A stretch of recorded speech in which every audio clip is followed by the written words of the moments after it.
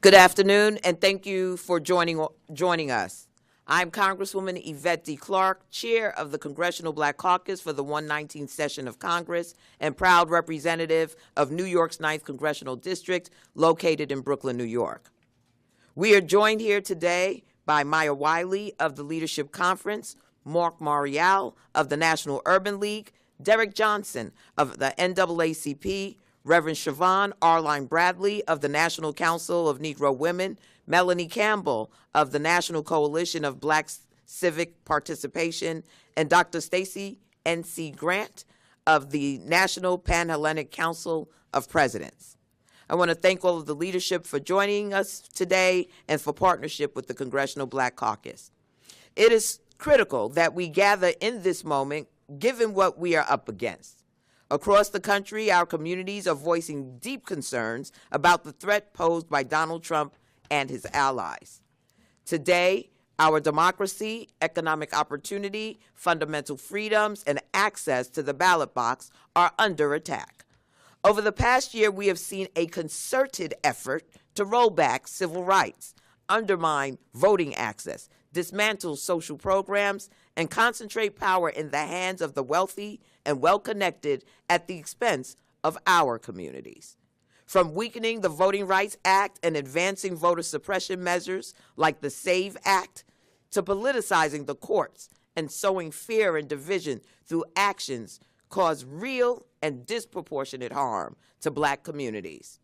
Instead of working to lower the rising cost of living and create real pathways to economic security and advancement, the Trump administration has been working overtime to take our country in the wrong direction.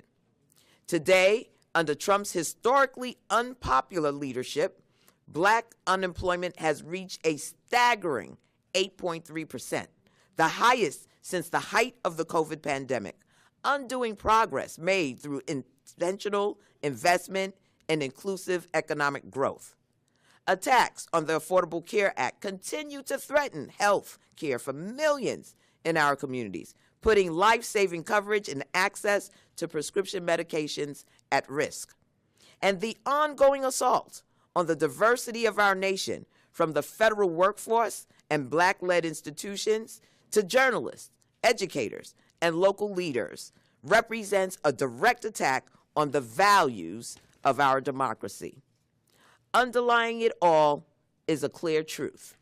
Donald Trump and Republicans understand that their path to maintaining the majority depends on weakening the collective voting strength of Black communities through racially gerrymandering maps ahead of the upcoming midterm elections. Right now, they are relying on the Supreme Court in the Louisiana v. Calais case to clear the path for their plan to cement one-party control in Washington. But let me be clear, we will not waver. The Congressional Black Caucus will not be silent. We will not back down, nor will our partners in the Divine Nine and civil rights community. Together, we are working to legislate, organize, mobilize our communities against these efforts because too much is at stake for our communities. And having said that, it's my honor to bring to the podium at this time the leader of the Democratic Caucus, Congressman Hakeem Jeffries. Good afternoon. Let me begin by thanking my good friend and the chair of the Congressional Black Caucus, Congresswoman Yvette Clarke, for her continued leadership and partnership. Let me acknowledge all of the members of the Congressional Black Caucus, including, of course, our immediate past chairs, Congressman Stephen Horsford and Congresswoman Joyce Beatty. So thankful to be present with these distinguished civil rights leaders, leaders of the Divine Nine, as well as faith leaders and people from all throughout the country who are champions of the African American community, champions of the principles that make this country at its best a country of liberty and justice for all. Donald Trump once asked Black America the question, what the hell do you have to lose? The answer is everything under his administration. We know that under the Trump administration, civil rights is under attack, voting rights is under attack, reproductive rights under attack, racial justice under attack, social justice under attack, economic justice under attack, black entrepreneurship under attack. What the hell does black America have to lose under Donald Trump? The answer, clearly, is everything. Black America is under attack. The United States of America has been under attack by the failed policies of a failed president. And sycophants in the Republican Party who continue to act like nothing more than a reckless rubber stamp for Donald Trump's extreme agenda. Under the Trump administration, the black unemployment rate is up, the black home ownership rate is down, and health care is being ripped away from millions of Americans, disproportionately impacting black and brown communities and lower income white communities throughout the nation. But we're here as members of the Congressional Black Caucus, civil rights leadership, faith leaders, leaders of the Divine Nine organizations, standing together to make clear that we're not going to step back, we're here to fight back. Right. And to make sure we protect the interests of black America and all of the United States of America. Yes.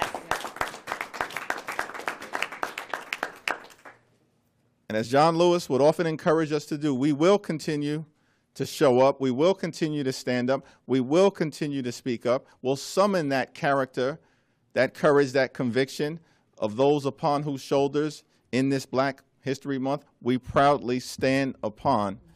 And together we're going to end this national nightmare and continue this country's march toward a more perfect union. God bless you all. And now it's my honor to introduce my big sister in the Congress, a classmate of mine, past chair of the Congressional Black Caucus, an incredible champion for her communities and all communities. I'm Hakeem Jeffries, and I approve this message on behalf of Joyce Beatty. Thank you, Mr. Leader. I am Congresswoman Joyce Beatty, representing Ohio's 3rd Congressional District, and proud to be Chair Emerita of the Congressional Black Caucus. Today, we members of the Congressional Black Caucus stand united with our civil rights leaders, with our Divine Nine, business leaders, and faith leaders. We are here to honor our legacy and to move forward to fight for justice, equity, and equality for black Americans and for all Americans. But just as black history is American history, justice for black Americans is justice for all Americans. For more than 55 years, the Congressional Black Caucus has fought to empower the more than 120 million Americans and 20 million black Americans that we represent. Our mission has been steadfast and undeterred to uplift and empower the black community. The task is more urgent now than ever before. We have navigated a struggling economy, attacks on our democracy, and one unprecedented crisis after another, and yet we still stand. Today we stand against the calculated campaign led by Donald Trump and his allies to dismantle, to gut, to suffocate voting rights and civil rights and all of our other protections. We stand against their efforts to whitewash and purge our history from classrooms, from books, from institutions and public life. We sound the alarm as our democracy faces relentless, coordinated assaults from a Trump administration that has weaponized more than the 150 executive orders against black communities. We sound the alarm against an administration that continues to celebrate racial tropes, most recently against the nation's first black president and our First Lady.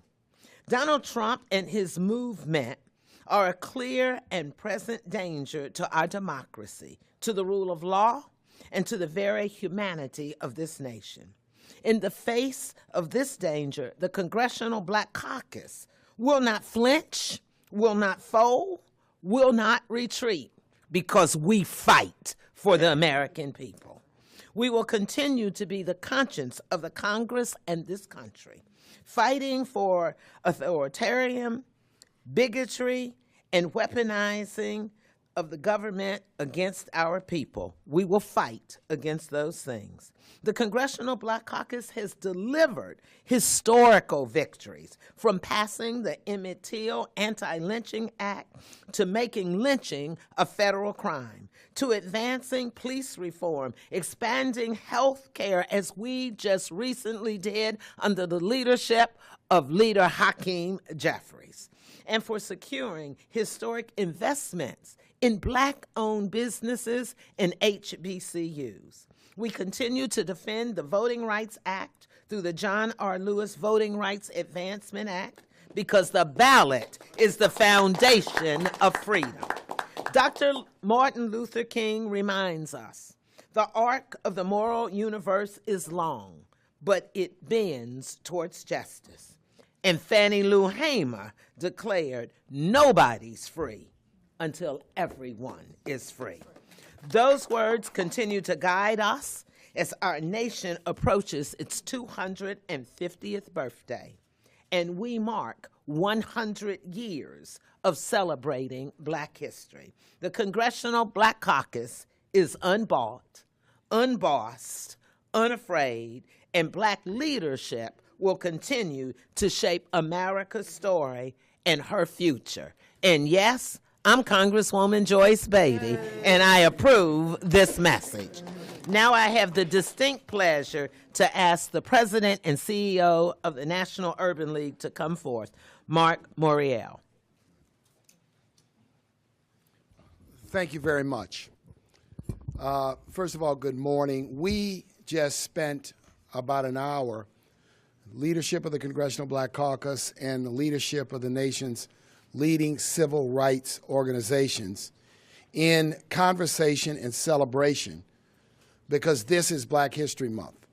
And I want the members of the media to know that this is the 100th anniversary of the Black History Month celebration.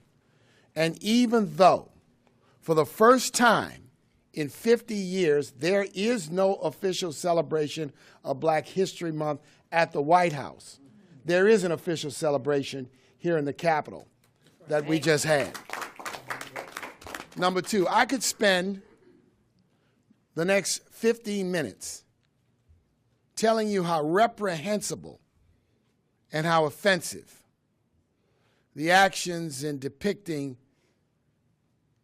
Barack and Michelle Obama were last week. I could spend 15 minutes or an hour sharing with you how the pictures from Minneapolis and Los Angeles and other communities of sworn law enforcement officers engaging in abject brutality and constitutional violations. But what I want to spend the next minute or two sharing with you is a peek at the analysis that we've done on the first year of the Trump economic policies, insofar as Black America and the nation are concerned. What we've seen is 1 year of chaos and confusion. We've seen 1 year of a bait and switch strategy that said, number one, if we impose tariffs, it will yield a manufacturing nirvana for the American people. Instead, what we see is that yesterday, Ford Motor Company, in releasing its earnings, had one of its worst earnings cycles in recent memory. What we see is tens of thousands, going on 100,000 manufacturing jobs lost this year when we were promised a manufacturing nirvana because of these failed tariff policies. What we see is a tariff tax that is costing the average American family $1,000 a year extra in expenses due to the impact it is having on the things that they buy. And then number two, what these policies have yielded, as referenced before, is an wholesale attack on the hard-fought work of the civil rights movement going back to 1954 that opened the doors for black Americans and women and other people to ascend to the highest levels in American life. Instead of embracing the idea that I am a president for all people, what we have seen is a campaign to divide us, to divide us by race, to divide us by gender, to divide us by red state, blue state, sectionalism, and you can imagine it. Think about the idea that any president of the United States would not invite every governor to the White House. And I applaud the governors for saying, no, we won't go unless we can all go. These have been policies that have divided this nation and hurt our economy.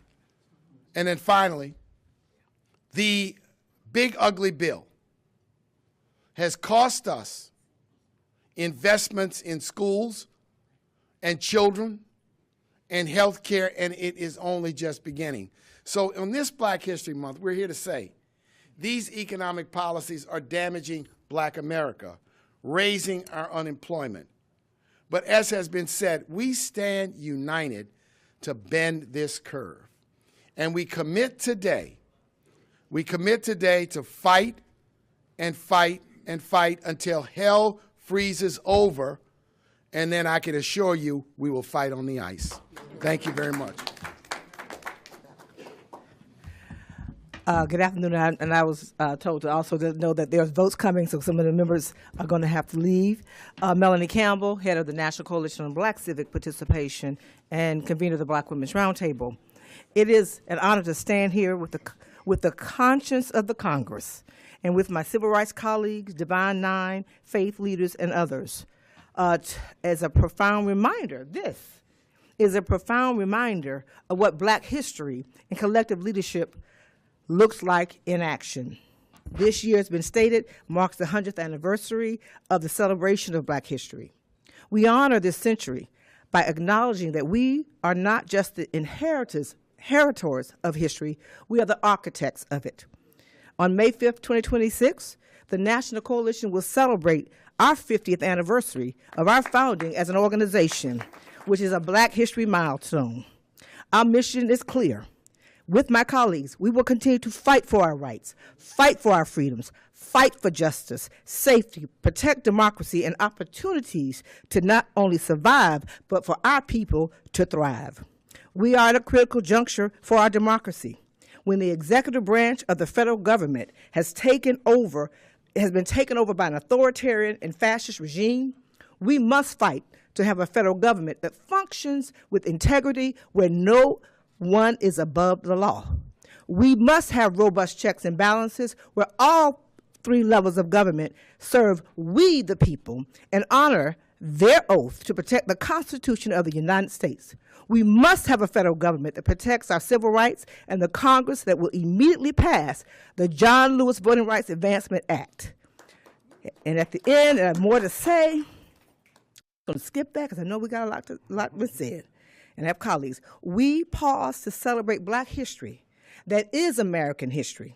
Let us never forget to remember our ancestors and predecessors who fought and died for us to be free. We have the power. We have the power. We have the vote, and we will remember those who think they can erase Black history. We built this country. We're not going nowhere.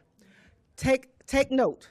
Watch 2026 election and see what we do. Thank you. Right. Let me now ask Derek Johnson, Reverend Siobhan Arline Bradley, and Maya Wiley to come and speak in that order. Thank you, Chairwoman Clark, for putting this together. At NACP, we stand in solidarity with all of the organizations here today. 100 years of Black history. History is something that we should learn from, not repeat. 100 years ago, we witnessed the decline of this country through our stock market crash in 1929, the erosion of civil rights, no protections, regulatory industries causing harm in our food, our water, our air, and here we are 100 years later about to repeat that same problem. For the NAACP, it's important for us to stand with Black institutions because we all know collectively we would never suppress our identity for political expediency or anyone else's comfort. In this moment in our democracy, Black folks are the most democratic citizens of this country. And so we stand here to advocate for a constitution that affords equal protection under the law. We stand here advocating to ensure that all Americans are provided a fair wage for their work. We stand here to ensure that the democracy survive an administration that is seeking to attack it. So thank you to the CBC, thank you to all the partners for making sure this moment is recognized. Black history is American history. So let's celebrate American history through the lens of Black people. Peace and power. Thank you to our leadership here for the opportunity to share on Black History Month celebration here on the Hill. Mary McLeod Bethune founded NCNW 90 years ago because she believed that informed and organized Black women and Black families could shape our future. And Dorothy Irene Height, the only woman who stood as a standing figure of the Big Six, fought for decades to ensure that laws would be written to contend with the obstacles from years to come. Black women have been the backbone of our families and communities, and it is up to us to stand in the gap to exercise our collective power. And that is why today, NCNW is here excited to share with you that we will partner with the Black Women Leadership Collective to register 1 million new Black voters in 2026. Our plan is simple: organize, mobilize, educate, and activate for this country's most consistent voting bloc, Black women and Black families. You see, democracy only works when people have the right and the ability to participate in civic engagement. Right now, we see pieces of legislation like the Save America Act intended to be passed to pass racist legislation to advance concerted efforts to compress and suppress the Black vote. In closing, my friends, NCNW will continue to stand with the leadership here, with the Divine Nine, with faith leaders, and with the CBC to ensure that we reach our nearly 3 million men and women on college campuses, in faith houses, and in institutions across this country. We remain committed, unified, and self-reliant to know that the Black community is a standing part of American history. The question is, are you ready to deal with this force? We're ready.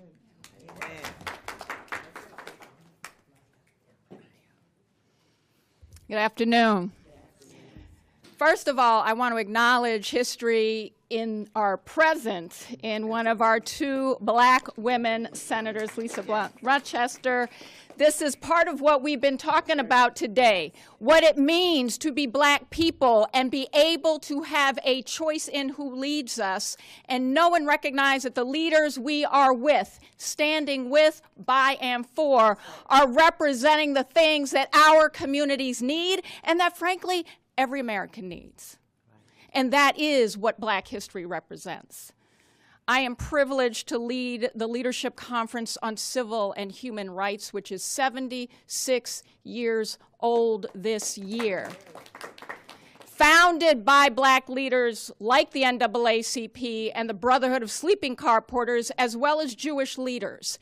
Why do I say that is important to recognize when we are saying we will celebrate our history?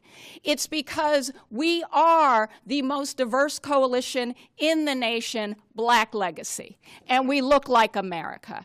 So what we say when we say we will not be iced out, we will not be iced out by choices to spend $75 billion in 1 year to have a private army that violates our rights, that tells our children that despite their birthright, what we fought as civil rights for as black people to be recognized as citizenship, as our citizenship, that you can't require us to carry a passport.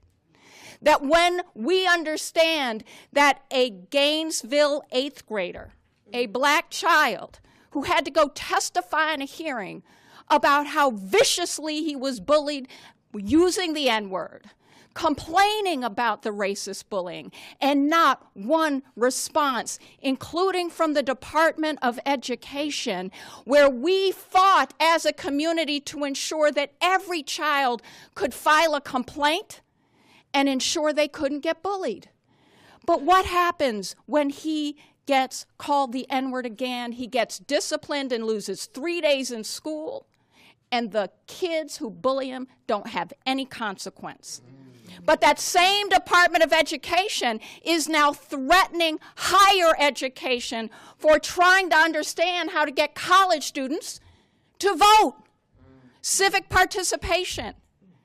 This is about how this administration is using the tools we built as a black community to ensure that all of our people are protected against our very rights to be, and we will not be iced out.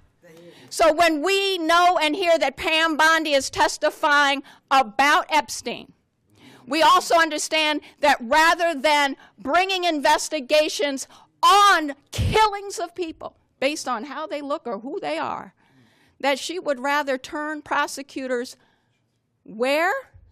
To go after protesters rather than abusers. To go where? To Fulton County, Georgia, where 43% of voters are black, to try to steal our voter data. So when we say we will not be iced out, is because our black future will be authored by us. Thank you.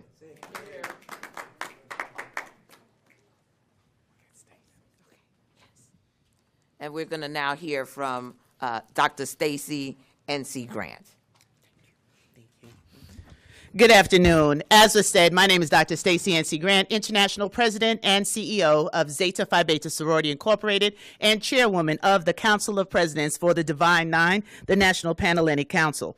It is an honor to join here today as we convene for this very important discussion, anchored by leaders whose commitment to public service continues to move our nation forward.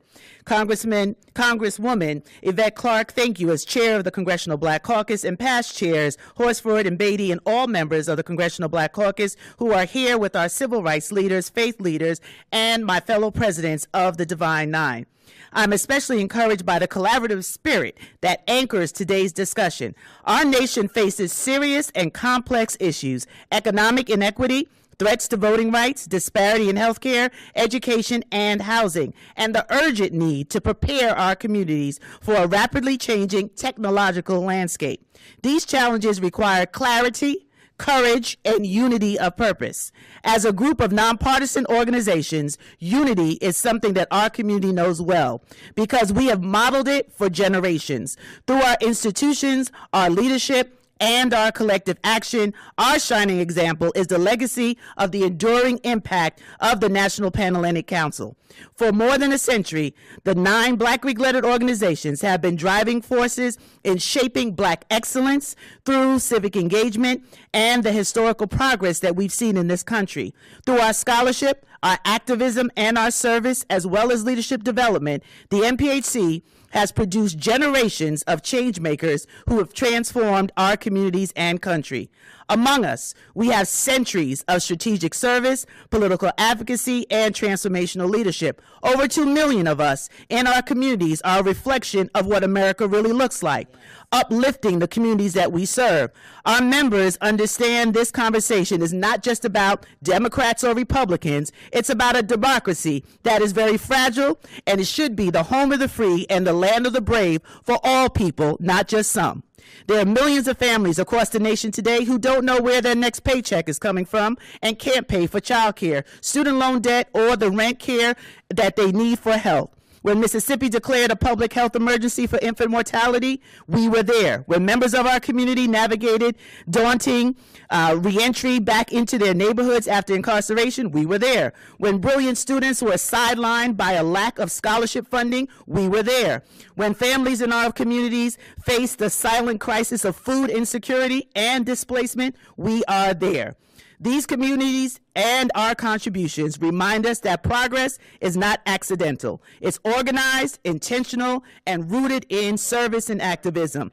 Alpha Phi Alpha Fraternity Incorporated uplifted the spirit of advocacy and intellectual leadership through giants like their member, Dr. Martin Luther King Jr., pioneering civil rights. Alpha Kappa Alpha Sorority has led groundbreaking initiatives in education, health, and global services, and through leaders like our past Vice President Kamala Harris.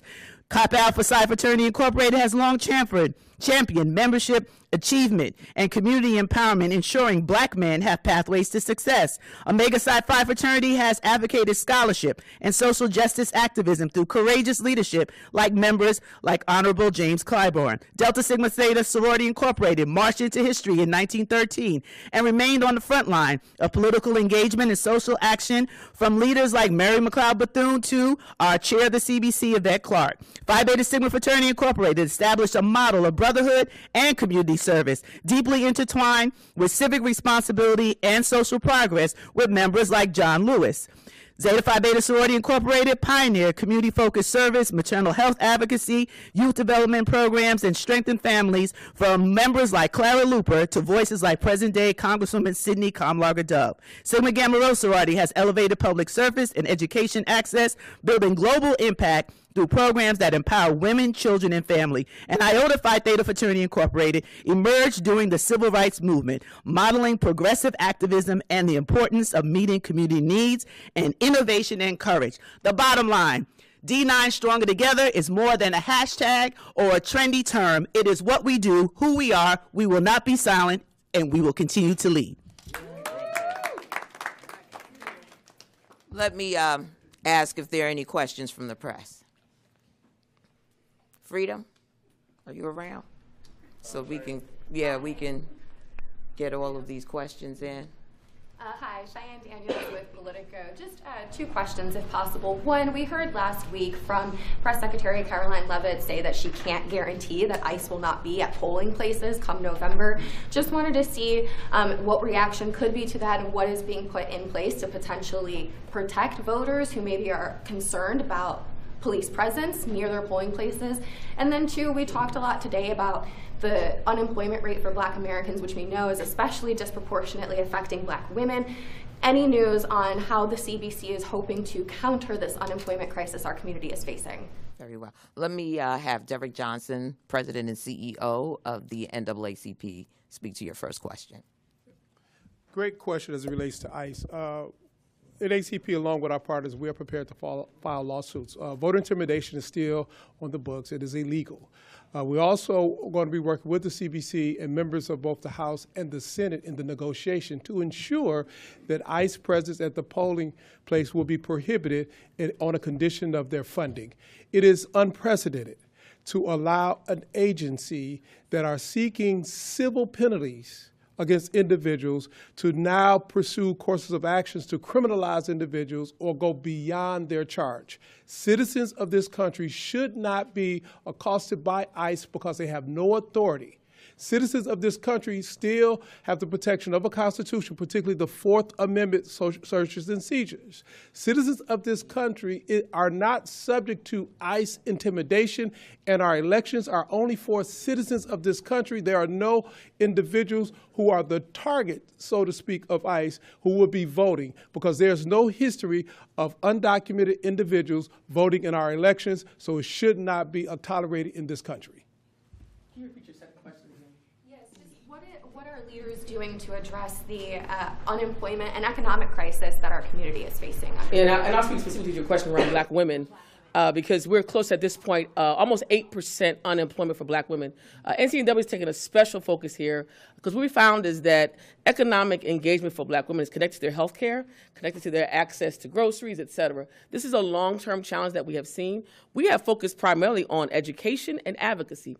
Our first plan was called Project Rise, we decided to focus on resources for investments, savings, and economic empowerment. And the reason that we did that is that we found with this last government shutdown, with the changes to DEI, we saw over 300,000 black women affected in this process.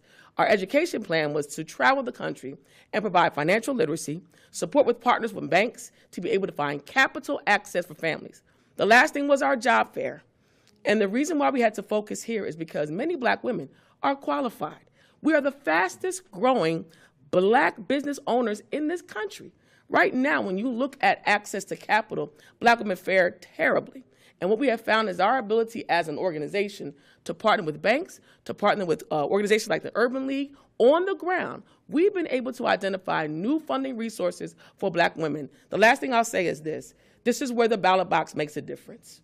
Our ability to connect finance to voting, finance to be able to feeding our families is connected to who is in office. We are calling on our legislative leaders, regardless of your party, to focus on the people.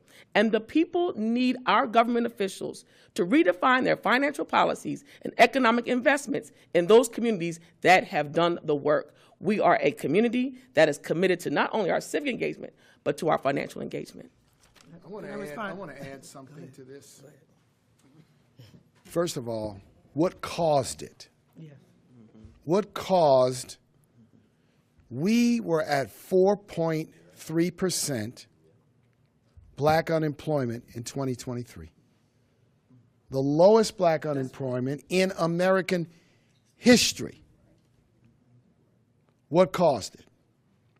Three things.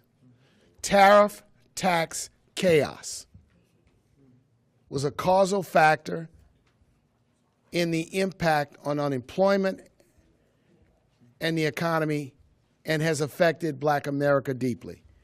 Number two, the anti-DE&I executive orders and the administration squeezing and extorting American corporations through its regulatory power. You want a deal approved, you've got to, quote, get rid of your diversity programs. That was a causal factor. The third causal factor was the big, ugly bill.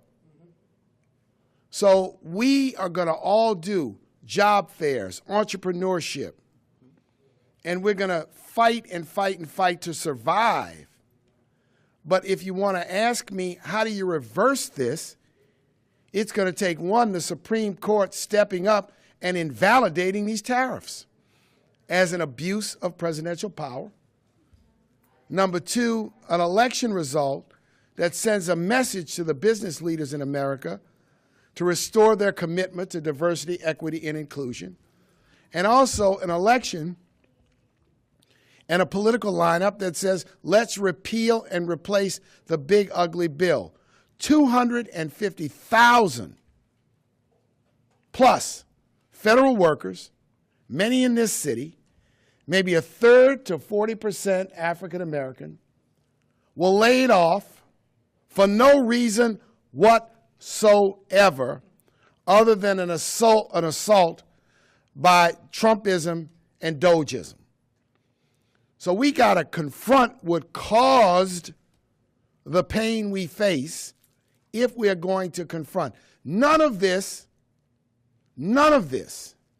was going to happen if the policies that began to take place in January of 2025 had not come to fruition. This is what is important. This is no business cycle. This is no, oh, it was factors with respect to the balance of trade with China, negotiations with the European Union. This was intentional damage to the American economy that has impacted black people, black women, and all Americans across the board.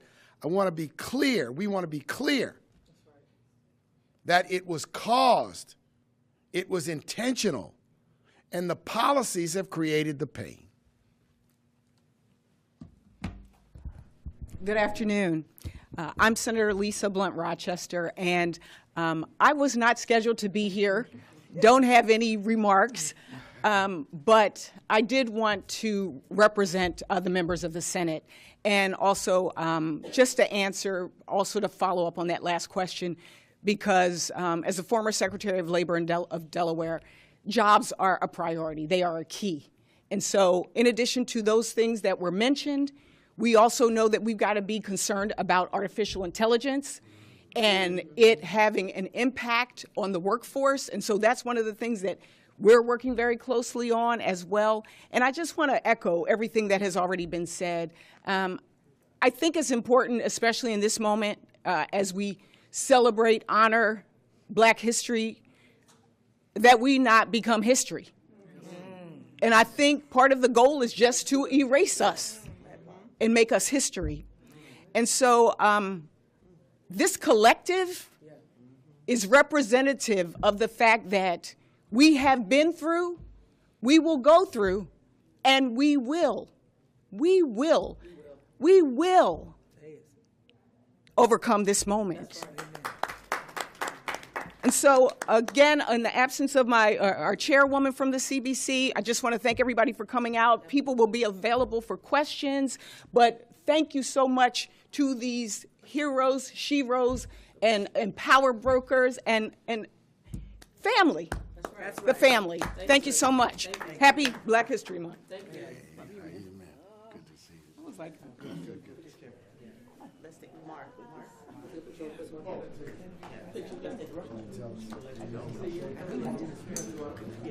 Let's take a good picture. Where's a good picture? Do you want to go? Let's get in front of the photo. This thing, you want to stand here? Let's go vote.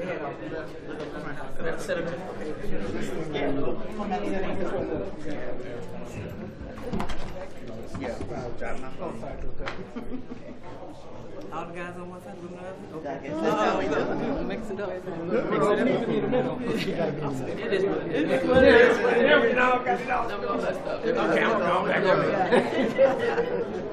so over here. Over here. Okay.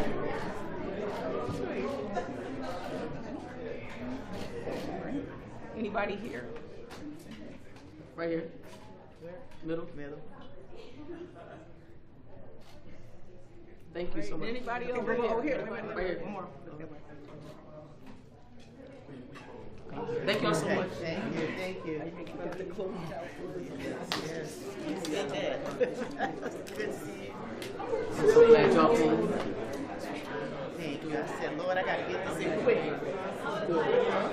Y'all got your requisition?